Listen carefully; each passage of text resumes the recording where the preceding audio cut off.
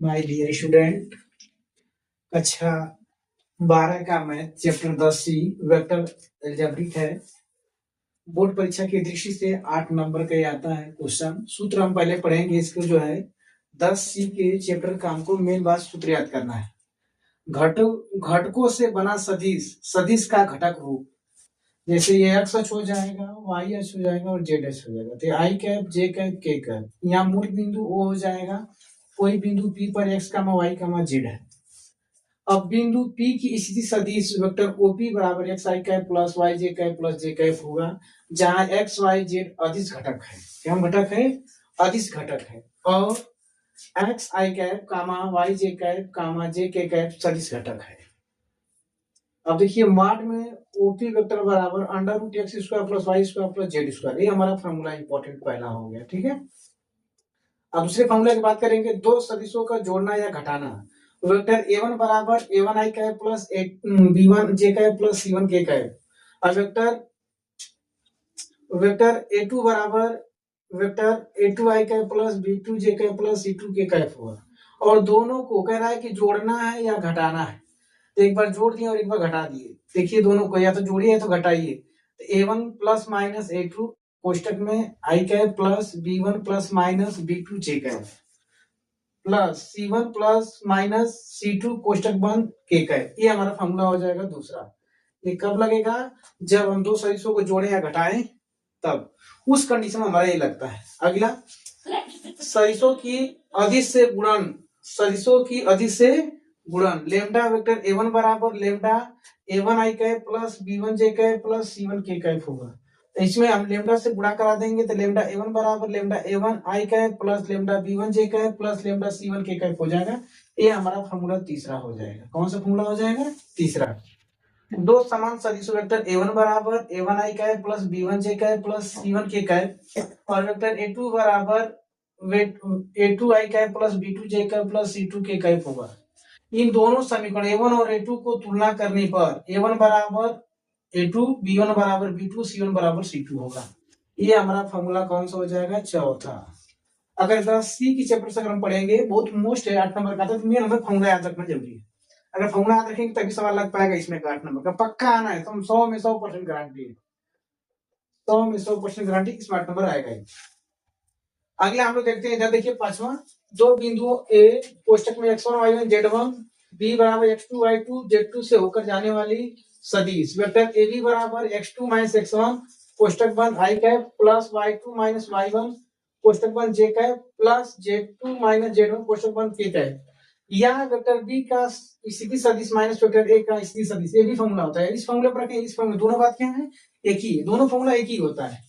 अब तो अब देखते हैं अगला फॉर्मूला हमारा ये हो गया पांचवा। कौन सा हो गया? पांचवा। अब छठवें की बात करते हैं हम लोग, दो सदिशों के सरेख होने की शर्त। दो सदिशों के सरेख होने की शर्त। बेटा देखते हैं, सरेख का मतलब वेक्टर A1 वेक्टर B1 या तो वेक्टर B1 ऐसे भी कह सकते हैं। वेक्टर A बराबर लेमडा वेक्टर भी हो सकता है। अब हम देखते हैं कि A1 I cap plus B1 J cap plus C1 K cap equal to lambda A2 I cap plus B2 J cap plus C2 K cap हो सकता है। इसमें हम लेमडा का मल्टीप्लाई कर देंगे। क्या कर देंगे? मल्टीप्लाई। तो A1 I cap plus B1 J cap plus C1 K cap lambda A2 I cap plus lambda B2 J cap plus lambda C2 cap हो जाएगा, ठीक है। हम दोनों समीकरणों को तुलना कर देंगे। देखिए ये वाला और ये वाला साइड में तुलना कर दी। तो ये देखिए आई से आई कैंसिल हो जाएगा, तो A1 बराबर लेमडा A2, अगर लेमडा वहां रोकेंगे तो 1/A2। ऐसे देखिए, अगर ये देखा जाए तो ये जे से जे कैंसिल हो जाएगा, तो हमारा बचेगा क्या? B1 बराबर B2 लेमडा, लेमडा बराबर B1/B2। अगर इधर देखा जाए, अगर ये देखें C1 के से के कैंसिल हो जाएगा, तो C1 equal to C2 lambda हो जाएगा, ठीक है। तो हम करेंगे लेमडा बराबर तो C1/C2, जहां lambda equal to not zero. कभी लेमडा का मान हम जीरो नहीं रखेंगे, वरना पद ज्ञान नहीं हो पाएगा। ओके, आप लोग इसमें फॉर्मूला, आपको फॉर्मूला याद करना। अब आगे देख लीजिएगा, ये हमारा 7वां फॉर्मूला हो गया। अब हम बात 6वां फॉर्मूला हो गया, सॉरी। अब हम 7वें की बात करेंगे। 7वां वेरी वेरी इंपॉर्टेंट है। क्या है हमारा? वेरी वेरी इंपॉर्टेंट है, दिक कोज्या तथा दिक अनुपात। दिक कोज्या तथा दिक अनुपात। देखिए दिक कोज्याओं में भी होता है एक्स अक्ष, वाई अक्ष और जेड अक्ष। हम इसकी बात करेंगे कि एक हमारा एक्स अक्ष हो जाएगा, वाई अक्ष, ये एक्स अक्ष हो जाएगा, वाई अक्ष, जेड अक्ष। इसमें मूल बिंदु O है। अब कोई बिंदु P दिया हुआ है एक्स वाई जेड, ये यहाँ से अल्फा कोण बना रहा है, बिंदु P से यहाँ से बीटा कोण बना रहा है, और ये कहां से बना रहा है? यहाँ से गामा। कौन सा कोण बनाना है, गामा। तो इसके लिए हम कहेंगे तो ओपी वेक्टर के दिक् कोज्याय के लिए अल्फा का लिखेंगे एल बराबर कास अल्फा, एक के लिए हो जाएगा एम बराबर कास बीटा, एन बराबर कास गामा। ये फॉर्मूला याद रखेंगे, एल बराबर कास अल्फा, एम बराबर कास बीटा, एन बराबर कास गामा। अब ओपी वेक्टर के दिक् कोज्या अनुपात का मान कोई तीन संख्या ए बी सी इस प्रकार है कि एल एम एन के साथ समान अनुपात हो, तब एल अपान ए बराबर एम अपान बी बराबर एन अपान सी। ये हमारा अगला फॉर्मूला हो जाएगा। अगला लिखेंगे माना ओपी वेक्टर बराबर X I cap plus Y J cap plus J K cap, तो vector A B vector OP के दिक् अनुपात एक्स वाई जेड कोष्टक में ओपी वेक्टर के अदिश घटक है। ओपी वेक्टर के दिक् कोज्याय एक्स बराबर माड में ओपी पर वेक्टर कामा वाई माड में ओपी पर वेक्टर कामा जेड माड में ओपी। ये जहां क्या है ओपी आई कैप के अदिश घटक के लिए फॉर्मूला है। किसके लिए है, ओपी पर कैप अदिश घटक के लिए फॉर्मूला है। अब हम देखिए 7वां हो गया, 8वां यहाँ जान लेते हैं। 8वां वेरी वेरी हम यहाँ देख लेते हैं, ये मोस्ट है, कक्षा 10 में पढ़े होंगे, खंड सूत्र के नाम से जानते हैं। अंत विभाजन और बाह्य विभाजन और एक मध्य बिंदु होता है। अब हम देखिए चित्र एक ही बनाए हैं, सबका चित्र मतलब इसका चित्र अलग से बन जाएगा, इसका अलग से बन जाएगा, तो हम जानते हैं कि अगले वीडियो में बना लेंगे, ठीक है।